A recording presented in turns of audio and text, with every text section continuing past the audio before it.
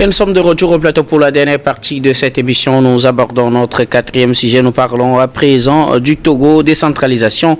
Les conseillers régionaux prennent fonction et c'est une nouvelle étape qui vient d'être franchie dans le processus de décentralisation au Togo avec la prise de fonction officielle des conseillers régionaux. Ces conseillers régionaux qui sont élus à l'issue des élections législatives régionales du 29 avril 2024. Ils prennent finalement fonction ce 15 janvier 2025, étape nécessaire pour la marche vers les prochaines élections sénatoriales qui auront lieu le 15 février 2025, élections sénatoriales dont les conseillers régionaux et les conseillers municipaux sont les électeurs. Nous en parlons avec nos invités. Je commence par vous, Pasteur Edo. J'espère que vous êtes prêt à commencer parce que souvent sur le quatrième sujet, c'est celui qui prend la parole en premier. Ok, d'accord. Alors, les conseillers régionaux ont pris fonction à partir de ce 15 janvier 2025, après plusieurs mois d'attente, puisqu'ils ont été élus normalement depuis avril 2024. Oui, presque 8 mois. 8 mois après, les conseillers régionaux ont pris fonction. Ça a été très long. Ils ont été élus en avril.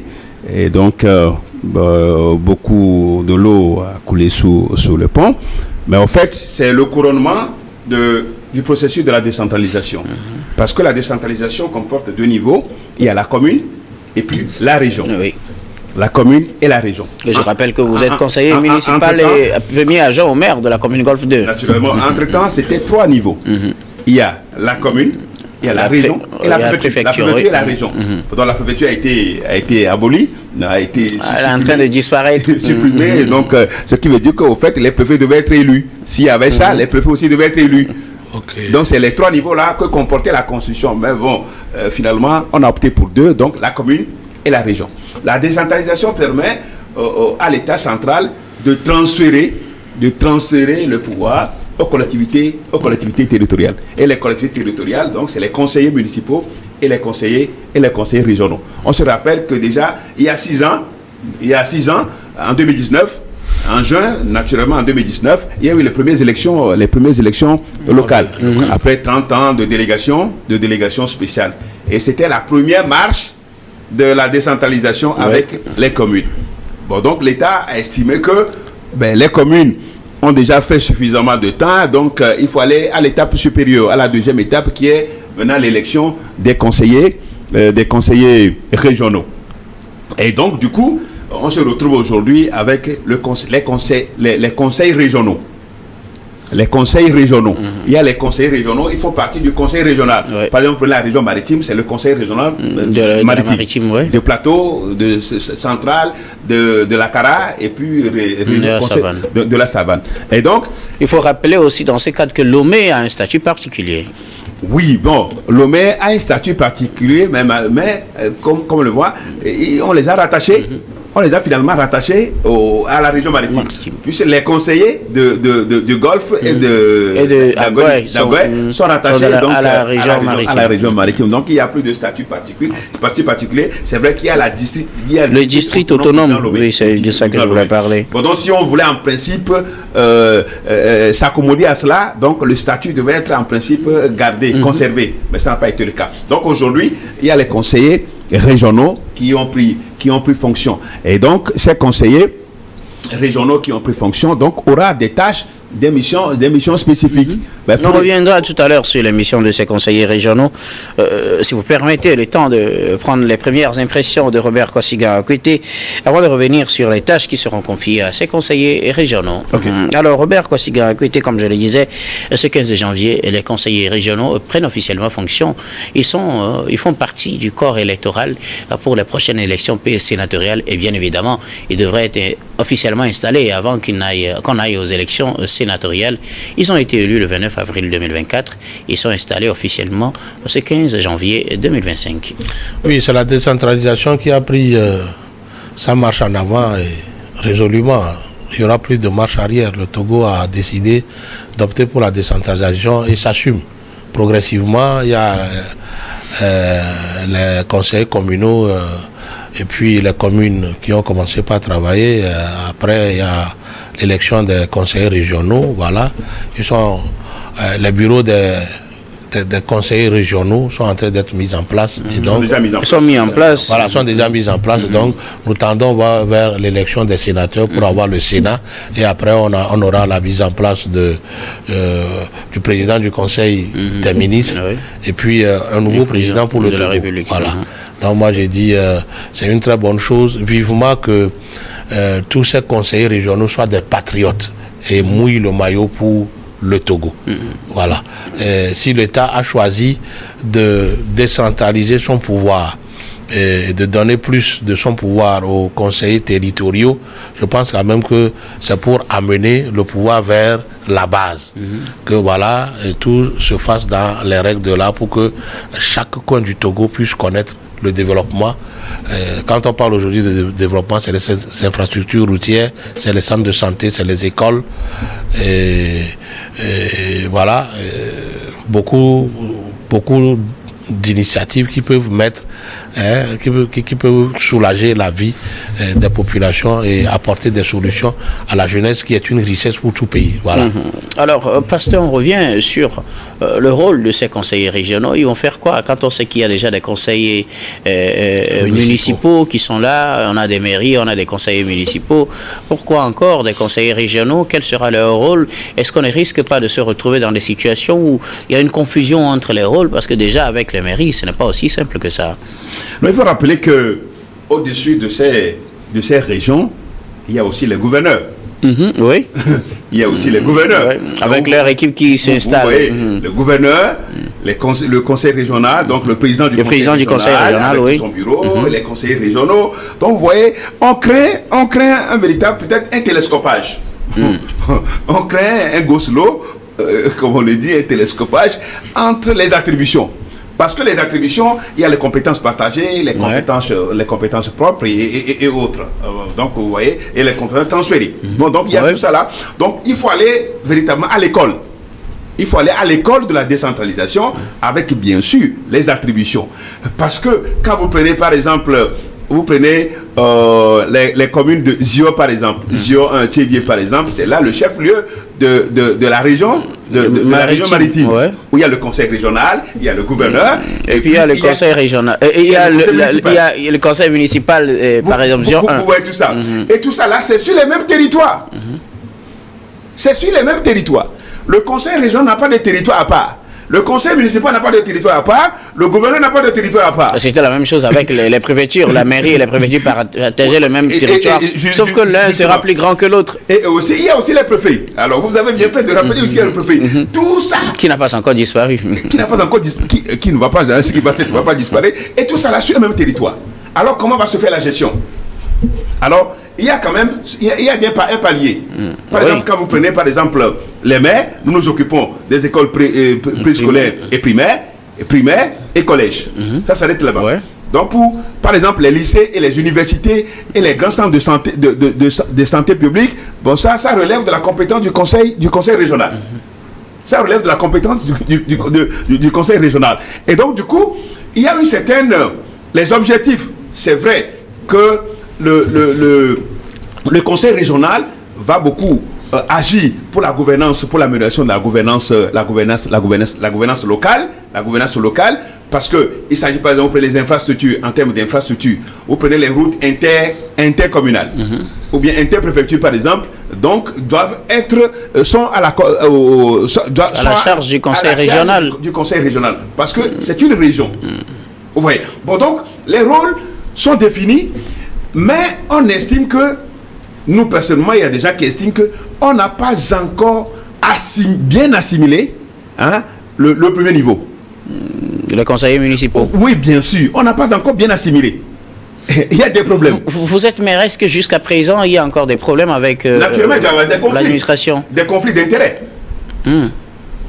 Depuis 2019. Depuis 2019, quand vous voyez même comment on appelle la délimitation des territoires communaux n'est pas encore ça. Parce qu'il y a des chevauchements, et des fois même, tout récemment, vous avez vu, il y a des problèmes entre certaines communes, sur la tracée de certaines voies. Donc, parce que vous prenez une voie qui quitte par exemple commune Golfe 2 et qui s'arrête à Golfe 3.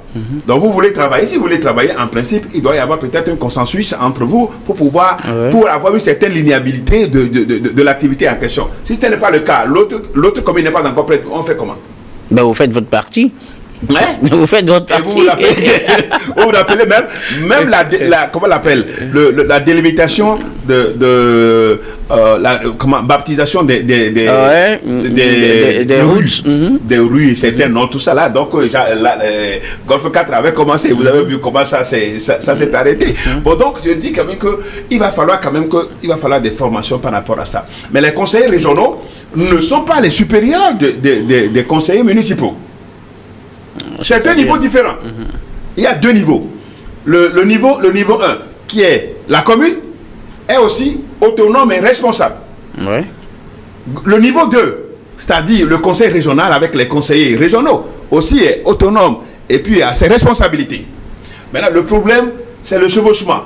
C'est les conflits on va essayer de voir. Par exemple, je ne sais pas si vous êtes déjà situé, mais par exemple, entre-temps, on a eu les problèmes avec le feu tricolore sur certaines routes. Quand ça va arriver, qui sera les responsables? C'est les mairies ou c'est les conseils régionaux ou c'est les gouvernorats? Donc je crois qu'à la base... Par exemple, prenons le feu rouge de GTA, par exemple. S'il y a un problème là-bas.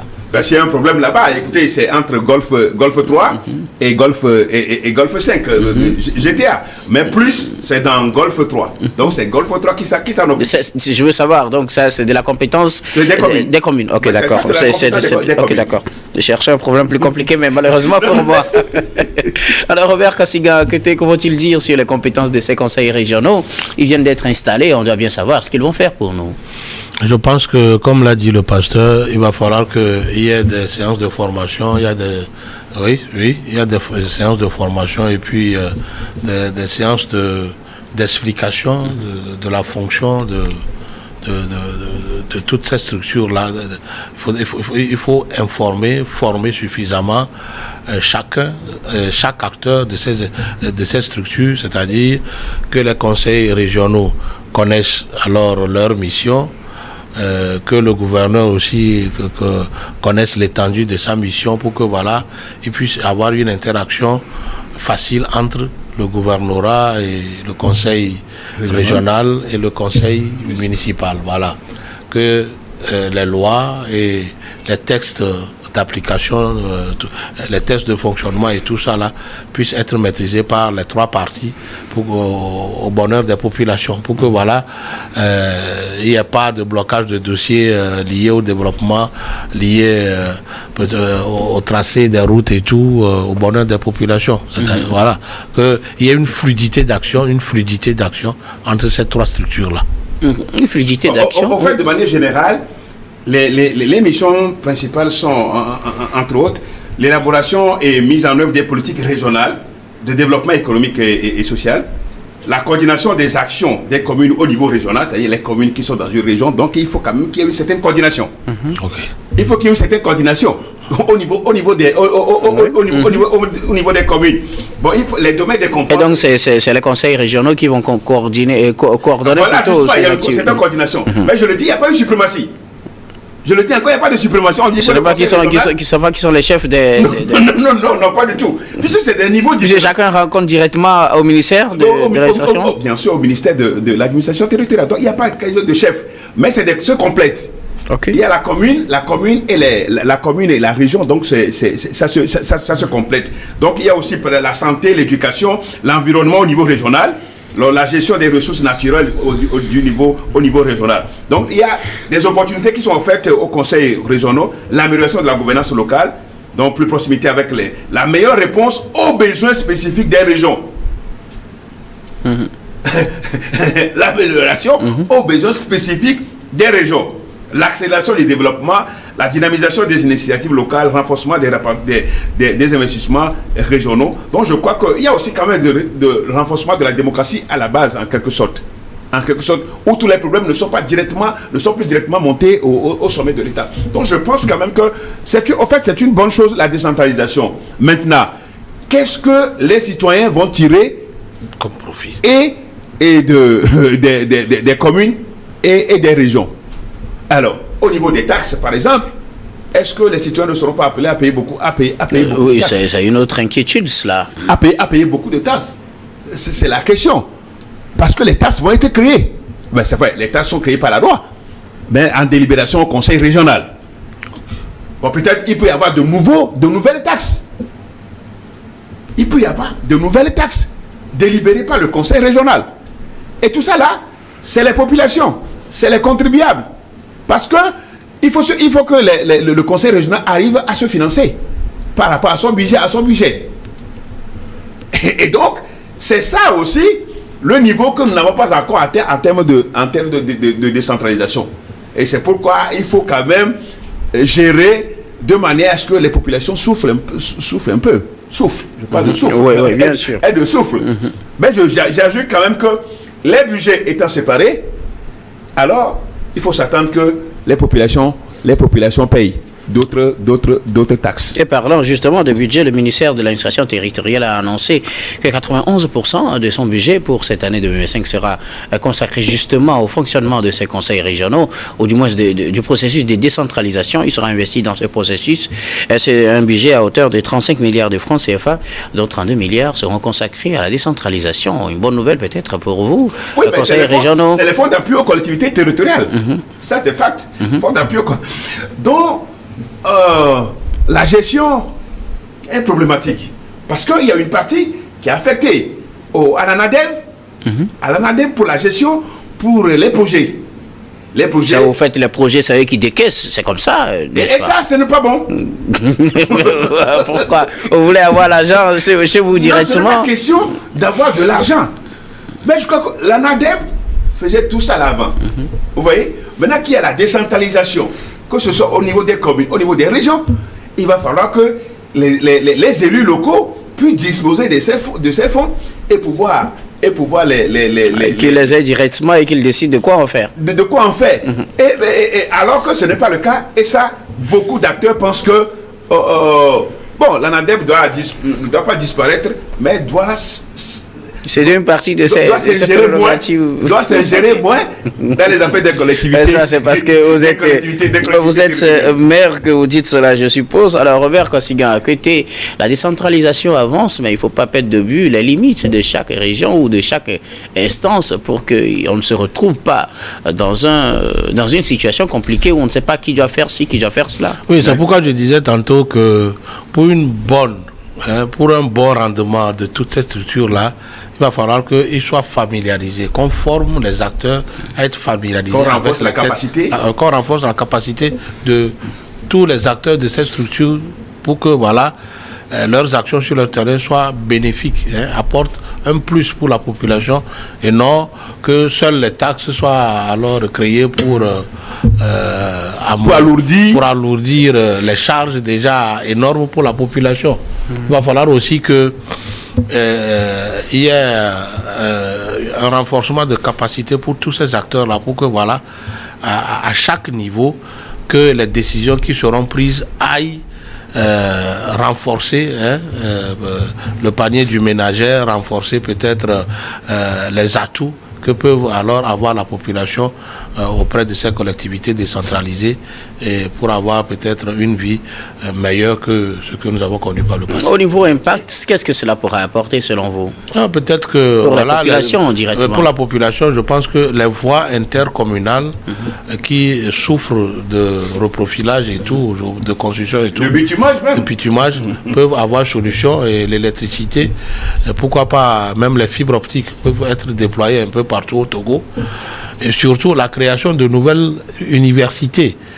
Aujourd'hui, il n'y a que deux universités qui desservent tout le Togo. Une troisième, oui, qui est en construction. Avec l'avènement des conseillers régionaux, je pense quand même qu'ils peuvent travailler pour que naissent d'autres universités dans d'autres régions pour permettre à ce que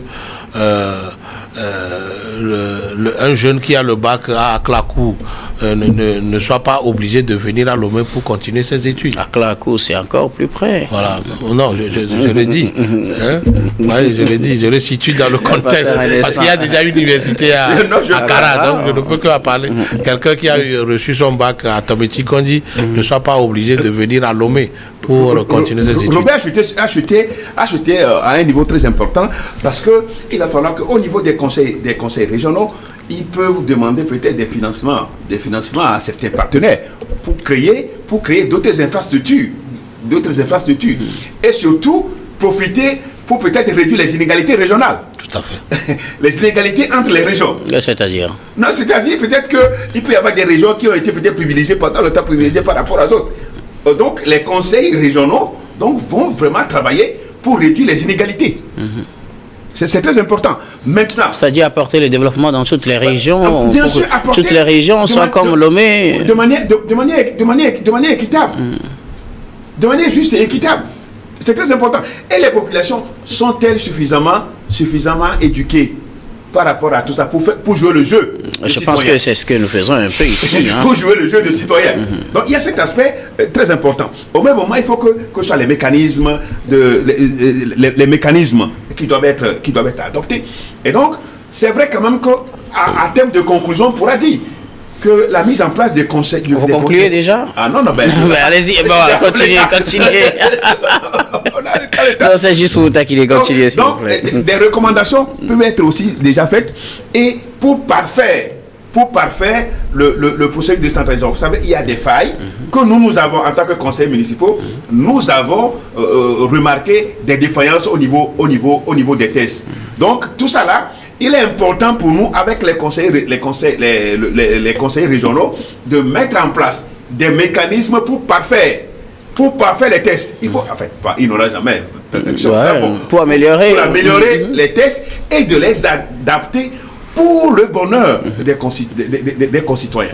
Bon, donc, la décentralisation est en marche, mais in fine, que cela profite aux populations. Sinon, si ça vient encore faire grincer les dents aux populations, je crois que c'est là où ils vont être dégoûtés par la décentralisation, alors que chacun espérait quand même que la décentralisation vient donc améliorer leurs conditions de vie. Je peux conclure? Je reviendrai à vous conclure. Okay. J'ai une autre question pour vous avant de se séparer. Alors, Robert Kossiga, à côté, on parle du bonheur des populations, mais que doivent faire aussi les populations? Il faut savoir que c'est de nouvelles instances, comme je le disais, qui viennent d'être créées ou bien qui viennent d'être mises en place. Que devons-nous faire en tant que citoyens pour pouvoir accompagner ces développements? C'est la sensibilisation. Il faut sensibiliser la population par rapport au devoir et aux missions. C'est quoi justement ce devoir? Il faut d'abord sensibiliser la population par rapport aux missions de ces différentes structures, surtout les conseillers régionaux. Quelles sont leurs missions vis-à-vis des populations? Vous savez, c'est quand la personne est informée et quand il connaît ce qu'il doit faire vis-à-vis d'une institution, qui peut le faire sans qu'on ne le force. Voilà. Donc moi je pense quand même que il y a d'abord le renforcement des capacités des conseils régionaux et il y a une sensibilisation aussi des populations à tous les niveaux pour que chacun sache le rôle qu'il faut jouer pour que voilà tout se passe normalement et que chacun puisse alors en tirer profit. Parce que, quoi qu'on dise, les conseillers régionaux ne sont pas là pour s'enrichir au dos de la population. Au contraire, c'est pour peut-être prendre quelques taxes et travailler pour que, voilà, on ait des routes, on ait des fibres optiques un peu partout, on ait de l'électricité, on ait de l'eau, on ait des universités, on ait des CHR encore plus décentralisés, peut-être CHR au CHU Sylvanus Olympio, en construire d'autres, peut-être à Dakar, mais à Goué quelque part, pour que, voilà. Vous parlez seulement de Lomé?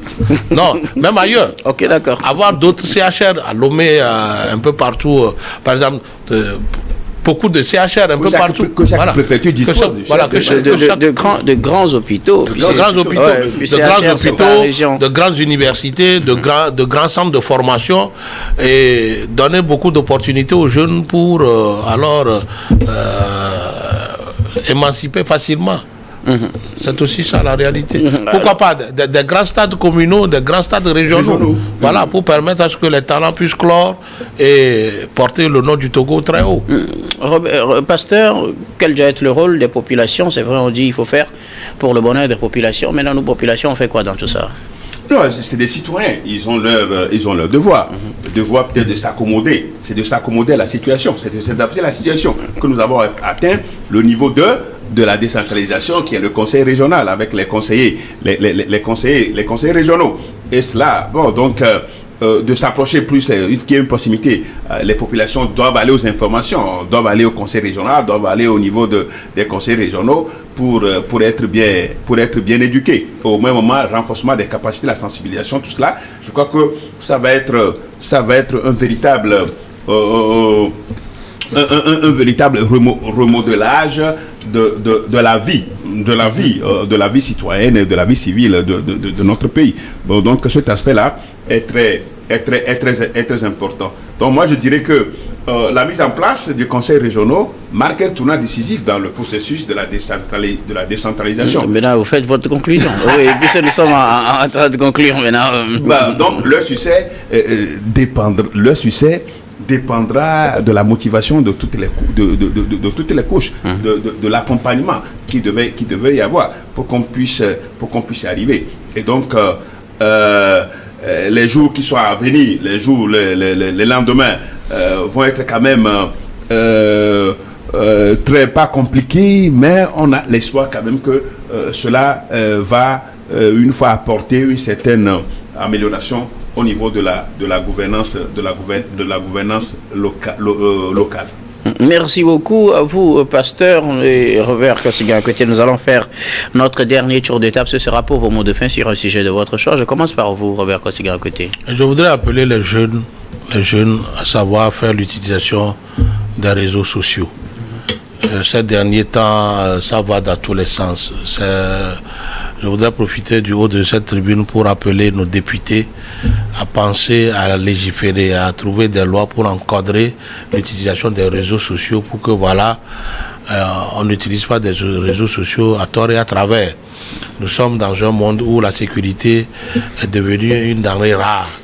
Et donc, ce n'est plus la peine que les jeunes s'adonnent à des guerres, à des provocations, à des insultes, et rentrer dans la vie privée, dans leur vie privée, afficher la vie privée des autres, parler des sujets politiques, des querelles politiques et tout, toutes choses qui ne concourent pas nécessairement à l'union, à la solidarité, à la concorde. C'est vrai qu'aujourd'hui, les jeunes ont besoin de beaucoup de moyens pour s'émanciper, mais je n'aime pas en se chamaillant sur les réseaux sociaux qu'on peut trouver la solution. C'est prôner peut-être des activités rémunératrices de revenus. Il y en a d'autres qui font peut-être des ventes en ligne du soir, du matin au soir. Moi, j'ai dit, ça c'est une bonne chose. Mais j'invite les jeunes à utiliser les réseaux sociaux à bon escient. Merci beaucoup à vous, Robert. Je voudrais aussi demander à ce que l'électricité de Klikamé est devenue très importante. Klikamé de Vokponou, c'est très important. Et donc, aujourd'hui, avec l'avènement des conseillers régionaux, je les invite à m'appuyer pour que on puisse trouver la solution et apporter de l'électricité à Klikamé de Vokponou. Merci beaucoup. Robert Kosiga, à côté, analyste politique et président de l'AJD Alliance Jeunesse Développement. Merci d'être passé sur ce plateau. Merci docteur, merci à Niwa TV. Merci beaucoup. À vous d'avoir répondu à notre invitation, d'être passé également sur ce plateau. Pasteur, vos mots de fin. Non, juste pour dire que le lundi prochain, ce sera le 3e lundi du mois de janvier qui est célébré aux États-Unis comme Martin Luther King Day. Donc c'est une journée pour rendre hommage à Martin Luther King aux États-Unis. Donc c'est une journée qui est chemin férié et payé dans tous les États des États-Unis, dans toutes les chancelleries américaines de par le monde. Donc le mouvement Martin Luther King, nous passons à la tradition toujours. Donc le lundi, le 20 janvier, nous aurons une conférence publique à la fois Togo 2000, intitulée « La philosophie de Martin Luther King est-elle encore d'actualité de nos jours, c'est-à-dire la non-violence ?» Donc nous voudrons inviter le public à venir à cette conférence publique le lundi prochain à 9h à la fois Togo 2000. Donc c'est une journée consacrée à Martin Luther King. Merci donc, une autre Afrique est possible pour moi. Voilà mon ouvrage, Une autre Afrique est possible. Et je suis fier de l'Afrique. Merci beaucoup à vous, pasteur Edo Komi. Vous êtes le président du mouvement Martin Luther King MMLK, également le premier agent au maire de la commune Golfe 2. Merci d'être passé sur ce plateau. C'est un plaisir pour moi et bien de choses à Néo TV. Merci également à toute les équipes techniques et rédactionnelles qui nous ont aidés à préparer et à présenter cette émission. Merci beaucoup à Richard Kourfanga et Christian Obaniko à la réalisation, à Richard Amedessou, Florent Eko et Prudence Makouya à la diffusion et à Fofogolo à la caméra. Surtout, merci à vous, très chers téléspectateurs, de nous avoir suivis. C'est la fin de ce numéro de Regard Croisé. Je vous retrouve demain avec le même plaisir pour un autre numéro.